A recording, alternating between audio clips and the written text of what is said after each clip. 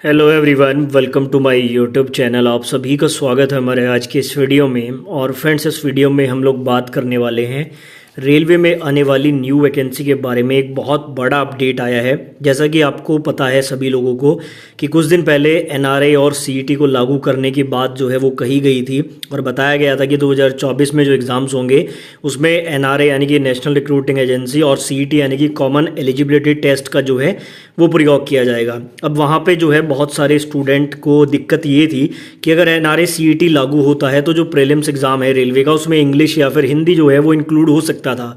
तो अभी एक बहुत बड़ा ऑफिशियल अपडेट आया है।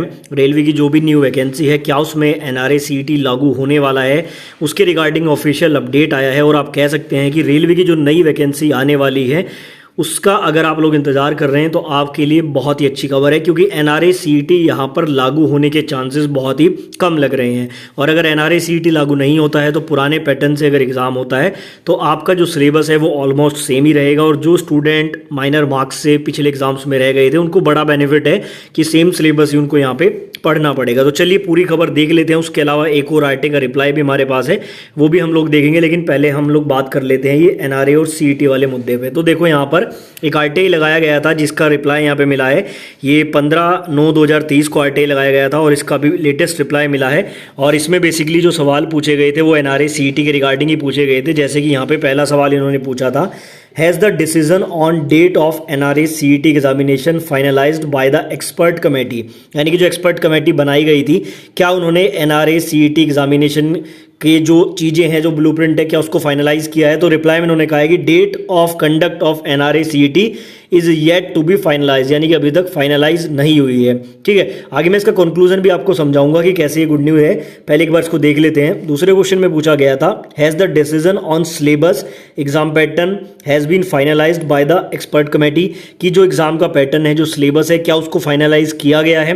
तो इन्होंने कहा है कि the syllabus exam pattern and exam date for common eligibility test are yet to be finalised. After finalisation the same shall be communicated in the public domain, यानी कि सिलेबस को लेकर, यानी कि जो एग्जाम पैटर्न है, सिलेबस है, उसको लेकर भी कुछ भी अभी फाइनल नहीं हुआ है। और जब फाइनल होगा तो उसको पब्लिक डोमेन पर भी अपलोड किया जाएगा।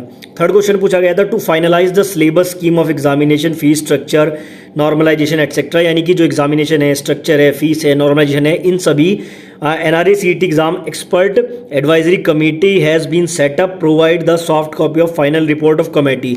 क्या इसके लिए कोई कमेटी बनाई गई है, ऐसा यहाँ पर पूछा गया था। तो इसके आंसर में उन्होंने कहा कि the information requested by the applicant is confidential, यानी कि ये एक कॉन्फिडेंशियल न्यूज़ है, इसको पब्लिकली नहीं बताया जा सकता। In nature it is related to examination process, क्योंकि एग्जामिनेशन प्रोसेस से जुड़ी हुई है।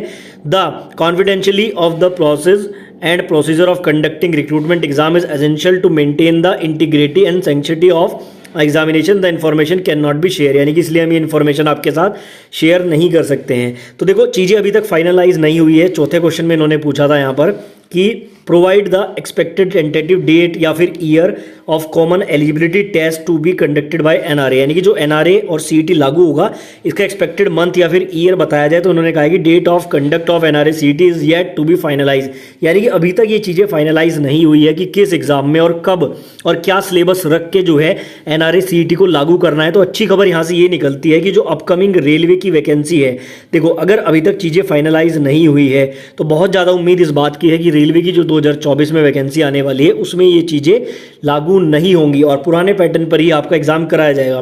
बाकी इन्होंने यहाँ पर एक और क्वेश्चन पूछा था कि provide the name, highest educational qualification and gross salary amount data in INR of every employee and personnel of NRA governing body.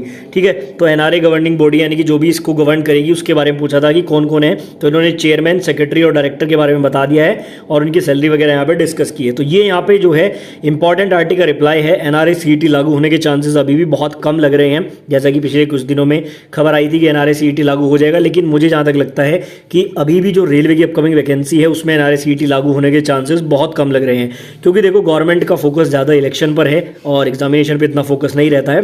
तो अच्छी खबर आपके लिए यही है कि पुराने पैटर्न पर ही आपके रेलवे के एग्जाम्स होंगे। अच्छा, इससे एक और चीज़ निकल के आती है सामने कि जो रेलवे की न्यू वैकेंसी है उस पर भी पूरा काम चल रहा है, क्योंकि मैंने लास्ट वीडियो में भी आपको बताया था कि आरपीएफ हो, स्टेशन मास्टर हो, बहुत सारे इंटरनल नोटिस वगैरह लगातार सामने आ रहे हैं, तो वैकेंसी पे काम चल रहा है। तो बिल्कुल सुनिश्चित आप लोग रहें, आपकी जो वैकेंसी है बहुत जल्द आपको देखने को मिलेगी।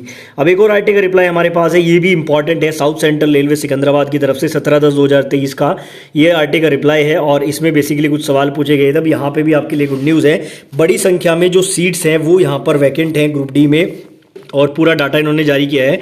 जैसे कि यहाँ पर इन्होंने सबसे पहले पूछा था please sir tell the estimated month of third DV, उसके लिए तो इन्होंने मना कर दिया है। लेकिन सेकंड में इन्होंने पूछा था how many seats are vacant after second DV, ठीक है, और उसके बाद इन्होंने पूछा था, यहाँ पर इन्होंने जवाब नहीं दिया, लेकिन how many category wise candidate जो पूछे गए थे वो इन्होंने बताया कि कितनों को जॉब मिल चुकी है, कितनी सीट्स यहाँ पे बची हैं। अब आप आइडिया लगा लेंगे, देखो यूआर में 3503 लोगों को पैनल कर दिया जा चुका है, जॉब मिल चुकी है। एससी में 1277, एसटी में 660, ओबीसी 2206, ईडब्ल्यूएस 899, टोटल 8545 लोगों को जॉब मिल चुकी है। अगर मैं टोटल वैकेंसीज को माइनस करता हूं तो 9303 से अगर आप इसको माइनस करेंगे तो सीधा सीधा 758 सीट्स अभी भी वैकेंट है, जिसपे फर्दर आगे जो आपके डीवी है, सेकंड डीवी तो शायद इसमें हो गया है, थर्ड डीवी वगैरह जो है वो अब यहाँ से आएंगे और बड़ी संख्या में सीट खाली है। अच्छा, ऐसा ही मैं एक चीज़ और आपको बता दूं, बाकी तो उन्होंने कोई रिप्लाई नहीं किया आंसर का, यानी कि क्वेश्चन का कोई आंसर नहीं किया है। जैसे वेस्टर्न रेलवे का भी एक आरटीआई रिप्लाई है, उसमें ऐसा बताया गया है कि 1049 सीट अभी भी वैकेंट है। तो लगभग सभी जोन में यही हाल है, बहुत बड़ी संख्या में अभी सीट्स वैकेंट हैं और धीरे धीरे स्टूडेंट को बुलाया जा रहा है। उसके अलावा एक और अपडेट भी आया था आज ही की, अगर मैं बात करूं तो ईस्ट सेंट्रल रेलवे पटना की तरफ से वो अपडेट है, मैं यहीं पे आपको बता दे रहा हूं। 4th पैनल जारी हो चुका है पटना की तरफ से, और वेबसाइट पे जाके पटना वाले स्टूडेंट भी चेक कर सकते हैं कि 4th पैनल में उन्हें जगह मिली है या फिर नहीं। तो ये कुछ अपडेट्स थे, इसके बारे में मैंने आपको बता दिया है। ऐसे अपडेट्स पाने के लिए हमारे चैनल को सब्सक्राइब कीजिए।